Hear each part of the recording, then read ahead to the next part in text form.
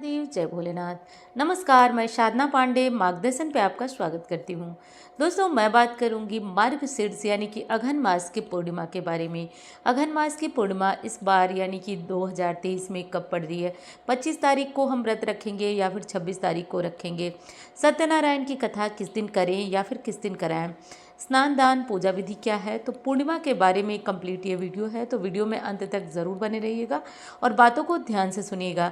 दोस्तों, सबसे पहले तो बता दूं कि मार्गशीर्ष मास की पूर्णिमा अपने आप में बेहद महत्वपूर्ण है, क्योंकि आपने ये चीज़ें कई बार मेरे मुंह से भी सुनी होगी कि भगवान श्री कृष्ण ने गीता में कहा है कि वृक्षों में मैं पीपल हूँ, महीनों में मैं अघन हूँ, युगों में मैं, खैर छोड़िए। तो आज बात कर रहे हैं कि मार्गशीर्ष महीने की पूर्णिमा या फिर मार्गशीर्ष महीने का वर्णन करते हुए भगवान विष्णु ने कहा है कि महीनों में मैं खुद मार्गशीर्ष यानी कि अगहन महीना हूँ। तो इस महीने की पूर्णिमा खुद सोच लीजिए कितनी महत्वपूर्ण है। दोस्तों, शास्त्रों के लिया जाए तो शास्त्रों में ऐसी मान्यता है कि इस माह की पूर्णिमा पे मात्र व्रत कर लिया जाए, उपवास कर लिया जाए, उपाय कर लिया जाए, कोई भी दान पुण्य कर लिया जाए तो ये जो है वो पूरे पूरे 2 साल की पूर्णिमा के बराबर आपको फल देने वाली होती है। तो इतनी महत्वपूर्ण है मार्गशीर्ष मास की पूर्णिमा, यानी कि लगभग 24 पूर्णिमाओं का फल देने वाली ये मार्गशीर्ष मास की पूर्णिमा कही जाती है। इतनी विशेष और महत्वपूर्ण है। दोस्तों, ब्रह्मा विष्णु महेश सबका स्वरूप दत्तात्रेय जी कहे जाते हैं। तो आज दत्तात्रेय जी भगवान जो कहे जाते हैं दत्तात्रेय, आज उनका जन्मदिन भी है। तो इसलिए ये पूर्णिमा और भी विशेष हो जाती है। और चलिए अब एक एक करके महत्वपूर्ण बातें जान लेते हैं। सबसे पहले तो यही जान लीजिए कि आज यानी कि मार्गशीर्ष मास की पूर्णिमा हम इस बार कब और कैसे मनाएंगे। एक आपसे रिक्वेस्ट है दोस्तों कि आप बस वीडियो को अंत तक सुनिएगा, क्योंकि अंत तक नहीं सुनेंगे तो बहुत सारे आपके डाउट्स होंगे और आप ध्यान से सुनेंगे तो किसी भी प्रकार की कोई कन्फ्यूज़न नहीं होगी। और वही हमेशा की तरह प्रार्थना कि आपको वीडियो पसंद आती है तो ज़रूर लाइक करिए। और हाँ दोस्तों, चैनल को भी सब्सक्राइब करिए, क्योंकि इस तरह की महत्वपूर्ण जानकारियाँ आपसे छूट ना जाए। आपको पसंद आती है तो साथ में ज़रूर जुड़िए। ज़रूर जुड़ने के लिए आप चैनल को सब्सक्राइब कर लीजिए। पूर्णिमा तिथि का आरंभ हो रहा है 26 दिसंबर 2023 को सुबह 5:46 पर। 27 तारीख को सुबह जो है वो 6:02 तक रहेगी। तो उदया तिथि में जैसा कि आप जानते हैं हमें 26 तारीख को 5:46 पर पूर्णिमा तिथि मिल रही है। तो उदया तिथि में 26 तारीख को ही पूर्णिमा मिल रही है। तो इस दिन ही हम पूर्णिमा का व्रत रखेंगे, सत्यनारायण की कथा करेंगे। स्नान दान की पूर्णिमा भी 26 तारीख को ही होगी। तो संपूर्ण तरीके से पूर्णिमा हमें पूर्णतया 26 दिसंबर को मिल रही है। 26 दिसंबर मंगलवार को आपको पूर्णिमा का व्रत रखना है, पूर्णिमा का उपाय करना है, पूर्णिमा की कथा करनी है। सब कुछ जो है वो 26 तारीख को होगी। तो ये बातें तो बिल्कुल स्पष्ट हो गई। चलिए अब जान लेते हैं स्नान दान के बारे में। स्नान दान कब और कैसे करना है। तो देखिए, पूर्णिमा तिथि में सबसे महत्वपूर्ण चीज़ होता है स्नान करके दान करना। तो जैसे कि कुछ विशेष पूर्णिमा है, जैसे कार्तिक पूर्णिमा थी और सावन पूर्णिमा थी, और ये जो है मार्गशीर्ष पूर्णिमा है। यदि आपके आसपास कोई नदी है दोस्तों, तो आप ज़रूर जाइए उस दिन नदी में जाकर के स्नान करिए। नदी में खड़े होकर के आप जल अर्पित करिए सूर्य नारायण को, अपने पितरों का ध्यान करिए। नदी में खड़े खड़े होकर 5 अंजलि से जल उनको दीजिए। इससे बड़े से बड़ा पितृदोष दूर होता है। तो आपके पास ऐसी सुविधा है, व्यवस्था है, तो आप ज़रूर ये काम कर लीजिएगा। नहीं है तो आप वही हर बार की तरह बताती हूँ कि गंगा जल मिलाइए घर में और आप स्नान कर लीजिए। स्नान जैसा कि सर्दियाँ हैं तो अपने शरीर को बचा करके करिएगा। घबराइएगा नहीं कि बहुत जो है आप गर्म पानी कर लीजिएगा, भले ही गंगा जल ना मिलाएं।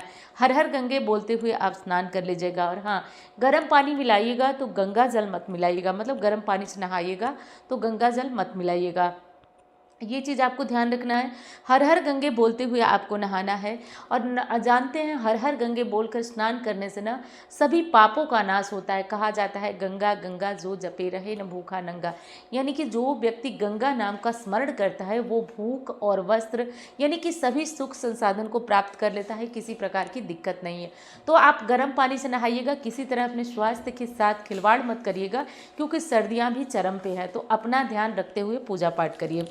तो ये स्नान का नियम हो गया। स्नान के बाद आपको दान करना है। यदि सामर्थ्यवान है तो हर परिवार के हाथ से आज 2-2 रुपये 5-5 रुपये स्पर्श करा करके और दान करिए। यदि नहीं है तो आप जो है वो 10 रुपये 11 रुपये अलग से निकाल लीजिए। कुछ खाने का सीधा चावल दाल आटा रोटी चावल दाल आटा इस तरह से चीज़ें निकाल करके और आप ले जा करके किसी भी धार्मिक स्थान पे दे सकते हैं, या फिर कोई और जिसको आवश्यकता है उसको भी आप दे सकते हैं। तो ये काम कर लेना है दोस्तों। आज एक काम जो कि ज़रूरी हर परिवार में करना चाहिए, सत्यनारायण की कथा। तो अब देखिए कथा में मतलब ये होता है कि आप क्या करें कि भगवान विष्णु की सामान्य पूजा कर लें। यानी कि फोटो मूर्ति है तो आप पंचामृत से स्नान कराएं, मूर्ति है तो, और फोटो है तो आप पीले फूल चढ़ा दीजिए, धूप दीप घी का दीपक जला दीजिए या तिल के तेल का दीपक। सुबह सवेरे आप नहाने के बाद पहला काम जो है भगवान की पूजा करिए।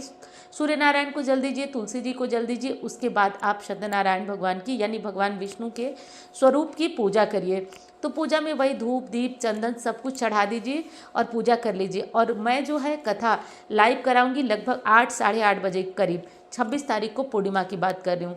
तो आप जो है कथा लाइव सुन लीजिएगा, क्योंकि ब्राह्मण के मुख से कथा यदि हम श्रवण करते हैं तो उसका फल 100 गुना अधिक बढ़ जाता है। तो कथा जब आपको लाइव होगी तो आप कथा आराम से सुन लीजिएगा, पूजा कर लीजिएगा अपने घर और कथा सुन लीजिएगा। कथा सुनने के बाद एक काम कर लीजिएगा, आपको 100% कथा पूर्ण सुनने का लाभ होगा।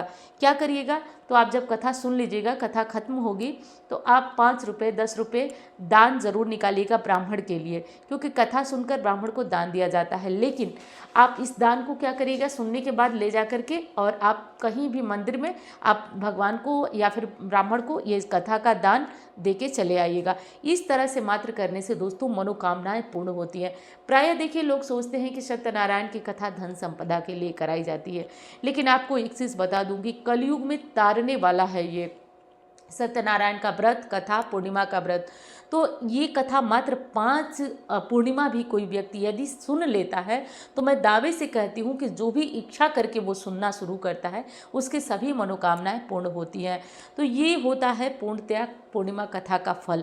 चाहे जो भी हो, आप इस संकट समस्या से वो निकलने लगते हैं, धीरे धीरे मार्ग मिलता है। आपको विश्वास न हो तो पूर्णिमा कथा में भी ध्यान से सुनिएगा कि कलयुग में तारने वाला कथा है, व्रत है पूर्णिमा व्रत। तो मैं जो है वो लाइव भगवान की कृपा से आप लोगों के लिए ही कराती हूँ।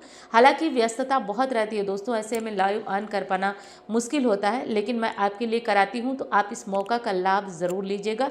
चैनल को चेक करते रहिएगा 8 साढ़े 8 9 के करीब। वैसे 8:30 में कथा जो है लाइव हो जाएगी।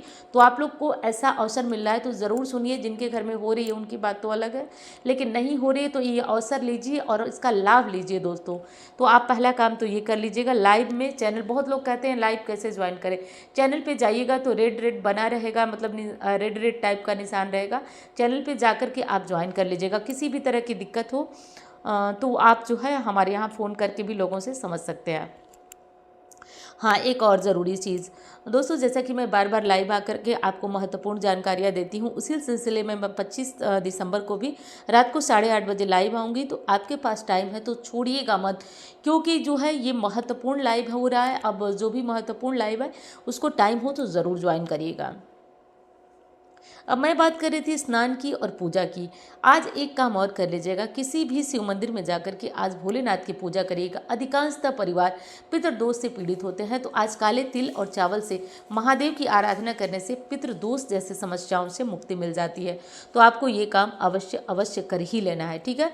उसके बाद करना यह है कि आप पीपल पूजा करते हैं, लेकिन आज मंगलवार है। हालांकि मंगलवार को पीपल पूजा करने में कोई दोष नहीं है।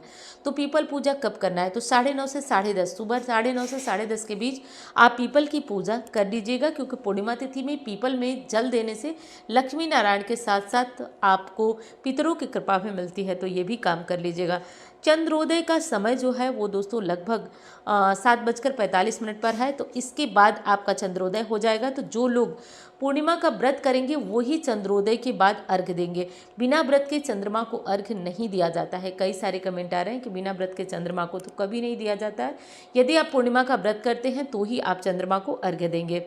ये काम आपका ज़रूर करना चाहिए। हाँ, आज सुहागिनें बाल बिल्कुल नहीं धोंगी, वैसे ही मंगलवार है लेकिन पूर्णिमा भी है, तो आज आपको बाल नहीं धोना है। येलो वाला सिंदूर भी आज भूलकर नहीं लगाना है। आज मंगलवार है, नाखून भी नहीं काटना है, पुरुष भाई अपनी शेविंग वगैरह नहीं बनवाएंगे। तो ये चीज़ें आप लोगों को ध्यान रखना है। और क्या करना है, आज अपने घर की साफ सफाई कर लीजिएगा लक्ष्मी प्राप्ति के लिए। आज आप अपने घर के मंदिर में एक दीपदान कर लीजिएगा, एक जो है केले के पास दीपदान कर लीजिएगा, क्योंकि विशेष पूर्णिमा है। और क्या करना है, तो आपको पीपल के पास भी घी का दीपक आज शाम को लगाना है। इससे जो है लक्ष्मी की प्राप्ति होगी। जीवन में किसी भी तरह की समस्या चल रही है तो आज जो है आप हनुमान जी की भी आराधना करिए, क्योंकि पूर्णिमा है और मंगलवार का दिन है। तो आप हनुमान जी की आराधना, कर्ज से परेशान है किसी भी तरह से, तो आप हनुमान जी की भी आराधना करिए। इससे जीवन में आने वाले संकट और समस्याएं दूर होती हैं। तो ये सारे काम हमें ज़रूर से कर लेना है दोस्तों। और आपको वीडियो कैसी लगी बताइएगा ज़रूर। अच्छी लगती है तो लाइक करिए, चैनल को सब्सक्राइब करिए। और हाँ दोस्तों, मुझसे कुंडली दिखाकर पर्सनल परामर्श लेना चाहते हैं तो मेरा ये नंबर है, केवल और केवल इसी पे आप संपर्क कर सकते हैं। तो चलिए मिलती हूँ अन्य वीडियो में, तब तक के लिए अपना ध्यान रखिए। कमेंट बॉक्स में हर हर महादेव का जयकारा लगाते रहिए। हर हर महादेव।